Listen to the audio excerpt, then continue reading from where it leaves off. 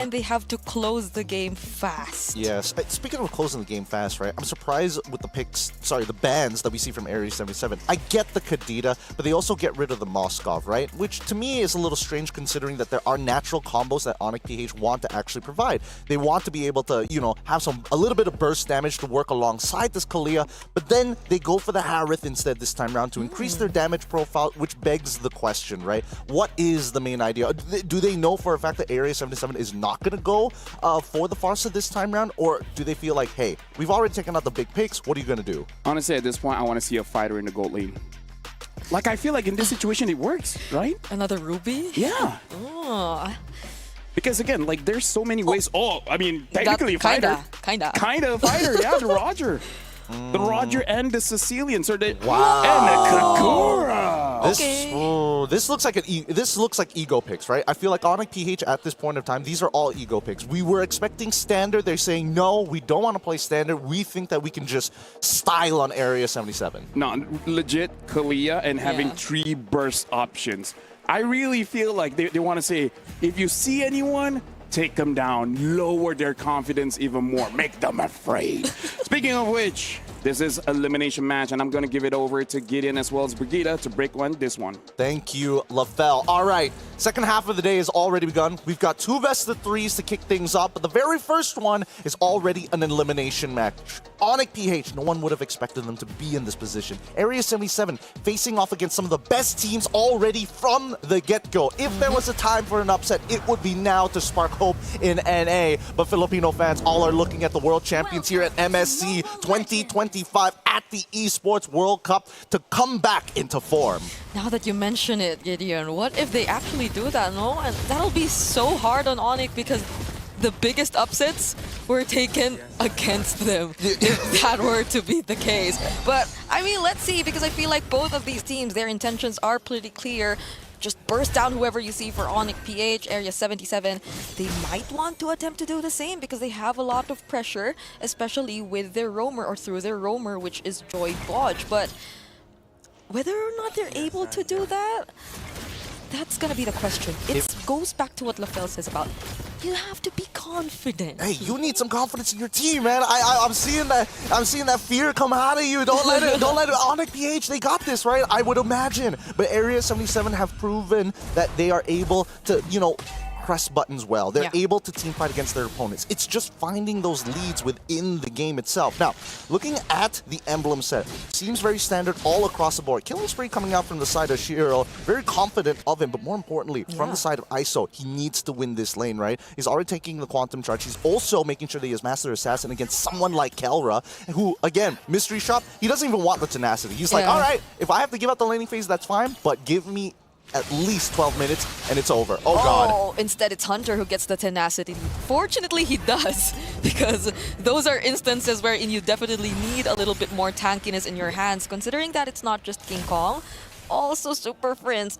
Maybe this is why there are no Farsas being picked, you know? Like the Kadita bans, the Kaguras, they can come out a lot more often, so maybe teams are being more cautious of that. I don't know what scrims have been showing for both of these teams, but it's interesting if this is truly what they were looking to play. Now, King Kong, he gets out of there and Ureshi's able to peel back, but it seems pretty chill for now for both sides. Nobody wants to make that first blood happen just yet. Not just yet. Super Friends, though, doing a great job at scouting where the other members of AREA77 are, but look at that ejector getting denied by the title strike, and somehow Brusco gains access to the turtle. Joy Bodge, the first to fall. Ureshi trying to zone out the other members as well, but that's already one pick off. Flicker, Dark Wave coming in from Clark, but Shiro somehow finds a way to steal the objective. Brusco might just get punished here, but Ureshi at least has the flicker. Beautifully played by Shiro. Finds the one frame he needs to get the Traceless off and weave in his retribution to steal that turtle from King Kong despite getting attacked by so many members. He stays pretty healthy throughout it, right? So he can maintain his jungle farm. And this is what we were looking for, right? The natural way to kind of speed up your jungler, especially when you have someone like Jawhead. Use those Spark missiles, leash for him, speed him up, clear it fast, and then look for opportunities across the map. Yeah, so this is probably a different way to look at it for AREA77. If they're just literally playing around Shiro, then that doesn't change much of what they want to do of playing aggressively from the very beginning, because even the first objective went into their hands. Oh, but they used the Unstoppable Force and the ejector onto Kirk. Will they have enough damage to take him down? It seems like they do. They just answer what we mentioned right off the bat. Yep, they have a clear idea. Now, Onic PH have to answer back. We need to see some kind of retaliation. ISO will have to try and outplay. Keep in mind, he only has Purify. Oh, we'll get to find a way out of this Lycan bounce, but look at the ultimate coming in from Super Fritz. Still somehow dodges it. Even the Phantom Execution won't get to take him down. Brusco gets punished instead.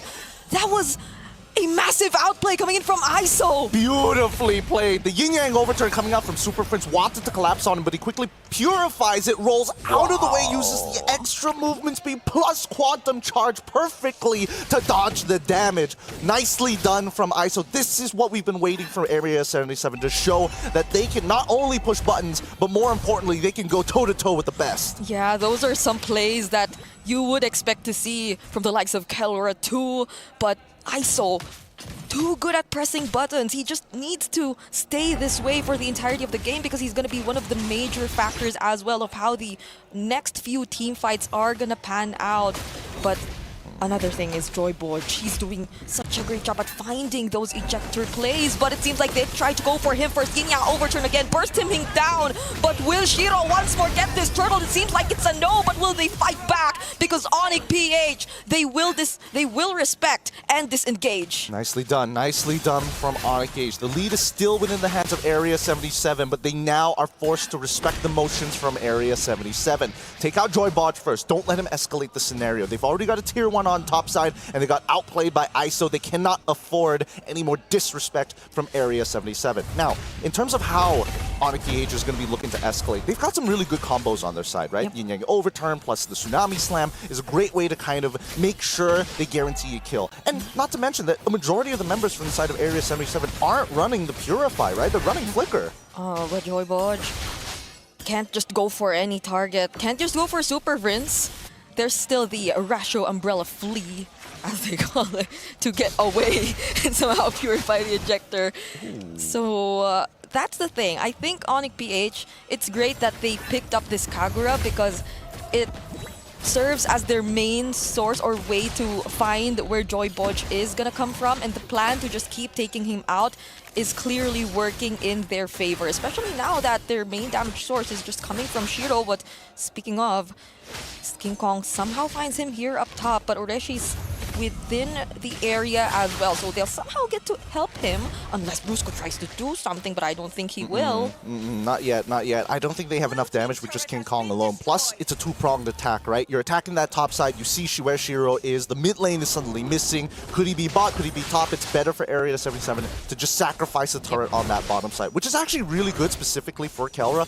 It unlocks him from the lane, now he's able to double wave off of the mid as well, and participate for the upcoming turtle fight. Now, this turtle fight is going to be interesting, right?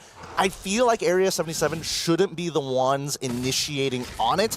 I feel like ISO, his first item though, he decides to go for the halberd. So he has anti-heal, which is, yes, it's good against shields, which is great against Super Prince and as well as Kelra. I'm pretty sure that King Kong is going to go for his traditional bruiser build. I don't know if he wants to go for full damage just yet, considering that his targets are pretty squishy. But here we go. They don't find anyone. Brusco, with the conceal, walks away from the range of the ejector, but the Sanguine Claws catches to Brusco, misses the title strike, and Ureshi disturbing everyone from behind, but this might just be the time for the Salmon Force to show off. Brusco is the first to be taken down, however. Hunter is next. Kelra still dancing in between ISO and Joybot, and look at the damage coming in from King Kong. Phantom Execution also committed. Ureshi using the flicker, trying to take down Kelra, but he can't do it alone. The experience is starting to show from the side of Onic PH. They are together. They understand every aspect of the fight. They see the full battlefield, because AREA77 ended up splitting their forces into two. Shiro understood, oh man, I can't get on top of Super Prince, but I think he needs to work alongside ISO, because watch this fight, right? Ureshi knows what he's doing. He's on top of King Kong. Shiro moves away as Hunter gets blasted, but notice that ISO specifically is targeting Kelra, right? Let's say he wasn't targeting Kelra. Let's say he finishes off these kills on the end of Onic PH like Super Prince. They need to make sure. Right now in the early game, wait, hold on. Yin-yang overturn, committed ejector onto Kirk, but he has the Infernal Pursuits. However, Brusco's the one who gets punished. punished.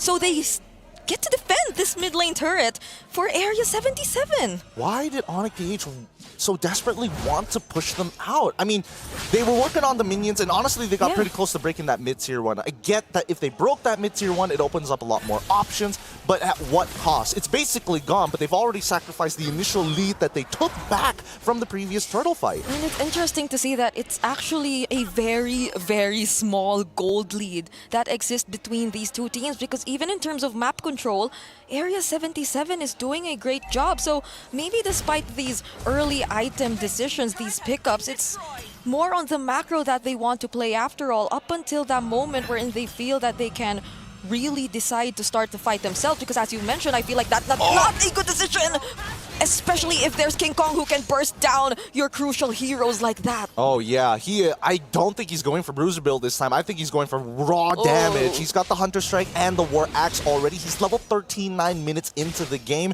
Shiro is keeping up with him, and we saw a couple of 1v1s happen on the top side of the map, but now majority of the objectives have been spawning on the bottom side. A little unlucky for AREA77 because these fights have not been easy. Oh, interesting. Clock of Destiny purchase from the side of Hunter. He decided to complete the Gleaming Gem.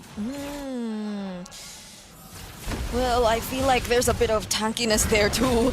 If you complete that, Body Ejector will be committed onto Kirk. There's the Flicker, but it won't keep him safe. There's the Zaman Force as well coming in from Kelra. Tries to burst down Shiro, but there's the Traceless as well.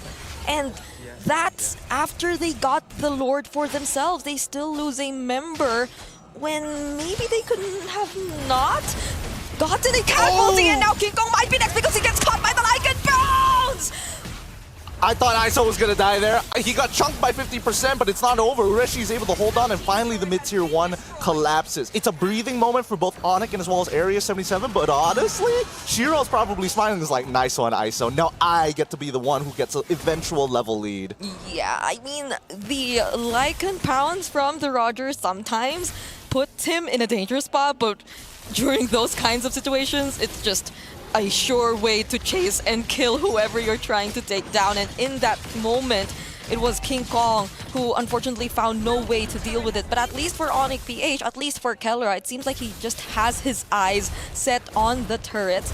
Probably a bit of pushing back the members of AREA77 too through the Zaman Force, but Onic PH, they have to keep it together a little more, because I feel like it's great that they're playing it aggressively, but AREA77, as you mentioned, even if they don't start things, they have good ways to punish or turn things around. Yep. Now ISO third item already complete. He's got the Windtalker, he's got the Sea Halberd, he's also got the Endless Battle. With that being said, yep, he's got more than enough damage to start 1v1ing some of the squishier members. King Kong is doing a good job, but here's the thing. Onic PH don't scale as well as AREA77, and I feel like right now, unless we see like big mechanical mistakes, you whiff on a kill, you don't use your iframes in time from the side of King Kong, the big punishments from AREA77 are really devastating, because Hunter, he's been eliminated pretty early on in these fights thanks to King Kong, but now as we are going into the 11th minute, and I think by the 13th minute, Hunter is going to be a huge problem for Onic.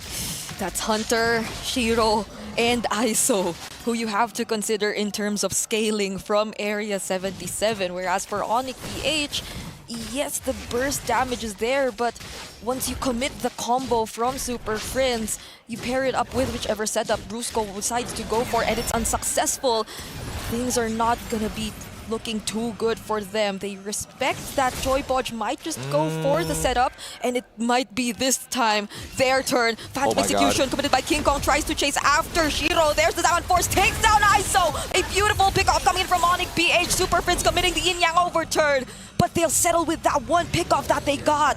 Look at the footsies from both of these teams. Taking space, giving up space. We see the initial movement from AREA77's Conceal to get access to not only push Onic PH out of their own jungle, but to walk to their wave. And I think that's the problem, right? They could have just waited a little bit longer and the wave would have naturally pushed in their favor. Onic PH punishing ISO specifically for that. And now it's a 4v5. Unless we see AREA70 really drag this out, I feel like Onic PH can really take their sweet time with this. Yeah, Shiro and Joy Bodge are both coming from the sides. Brusco probably looking for an angle. There goes the title strike! He will be finding the Tsunami Slam onto Shiro, and that's going to be a massive problem now for AREA77. Joybotch popped his immortality as well, and the Lord will go into the hands of Onic PH. Beautifully played by Onic PH, and now it is crunch time. 8-8 with the current kill score. With a Lord in their hand, they're looking for inhibitors. They're looking for all the outer-tier turrets. And worst yet, Kelra has fully scaled. He's got a concentrated energy, so he doesn't mind taking a couple of hits, maybe from a Lycan Pounce, maybe from a single Traceless coming in from Shiro, but he cannot afford to get CC'd by the Sanguine Claw or even the Turtle Boat from the Mountain Shocker. Yep, and it seems like they're doing a great job at just forcing reactions out from AREA77, already taking down the inhibitor turret in mid, even before the Lord gets to approach the base, but Joybot nearly catches Kelra just in time. There's the Tsunami Slam as well, but will they have enough follow-up damage? Yin Yang overturned. Here comes King Kong as well. Joybot might not survive, and they're actually trying to buy some time, but King Kong shuts him down. King Kong's so good at maintaining those War Axe stacks. The true damage is too good, but now the Lord at full health with no inhibitors. Kelra's going for the end. It's a Zaman Force just to take down the base, and Onic PH take game number 1. Woo!